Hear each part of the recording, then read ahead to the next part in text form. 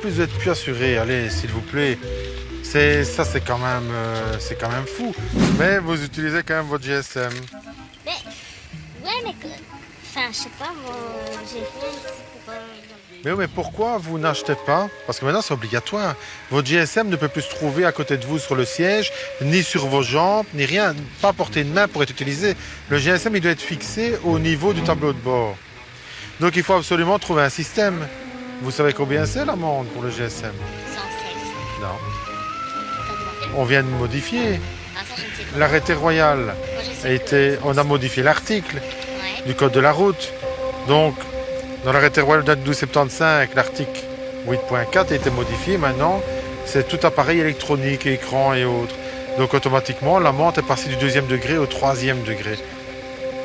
Ouais, 174, plus 9,06 € de frais. Je sais, hein, je comprends tout à fait. Hein. Mais j'ai l'écran, je dois quand même chercher après contact, chercher la personne. Ah bon, mais ça c'est parce que... Non.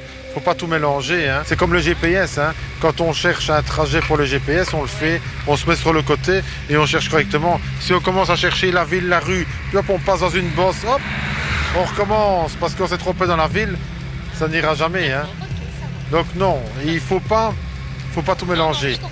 Le GSM, c'est si une personne vous appelle et que vous avez décroché, le GSM est fixé, vous êtes en système main libre, les mains sont libres, votre attention est toujours sur la route.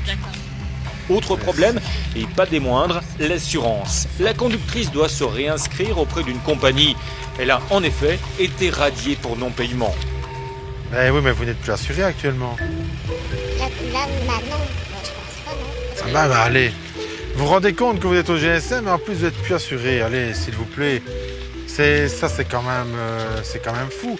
Vous n'êtes plus assuré avec votre véhicule. Vous changez de compagnie d'assurance. La dernière, c'est Etias, c'est plus valable. Donc automatiquement, ici, vous êtes... Ah non, vous êtes en défaut d'assurance. Hein. Et votre assurance, vous avez été radié de l'assurance, pourquoi? Parce qu'à défaut de paiement, À défaut de paiement. Donc vous avez reçu un recommandé chez vous.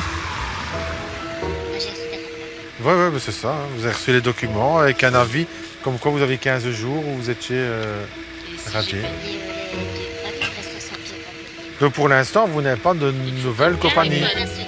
Ah bon, mais vous le savez quand même, si tant que vous n'avez pas trouvé un nouvel assureur et que vous n'avez pas un nouveau les contrats d'assurance, ça n'ira jamais. Vous ne pouvez plus rouler avec le véhicule. Ben, ici, votre véhicule va être enlevé. Hein. Oh, j'habite là, je peux pas le remettre. Ah non, votre véhicule, il va être enlevé, madame. Ça, c'est le même pour tout le monde. Ça, je suis désolé. Hein. C'est le même d'office. Hein. Mais c'est pas ça. Dès qu'il y a un défaut d'assurance, il y a toute une procédure qui suit. J'ai payé tout mon Mais oh, mais c'est vous qui vous mettez dans les difficultés. Automatiquement, c'est vous. Mais oh, mais... Je ne sais pas, tu sais, des fois, je préfère manger que de payer. Mais ça, je ne dis pas le contraire, mais à un moment donné, pourquoi vous utilisez encore votre véhicule? Vous imaginez, on l'interpelle pour un GSM, l'usage à GSM au volant, et on se retrouve avec un défaut d'assurance. Maintenant, madame aurait eu un accident, faute d'inattention par rapport à l'usage du GSM, le malheureux qui aurait eu un accident avec madame aurait eu des soucis peut-être pour toucher par la suite les dégâts causés au véhicule, mais madame aurait eu d'autres soucis financiers, étant donné qu'elle aurait dû payer elle-même les dégâts qui ont été occasionnés.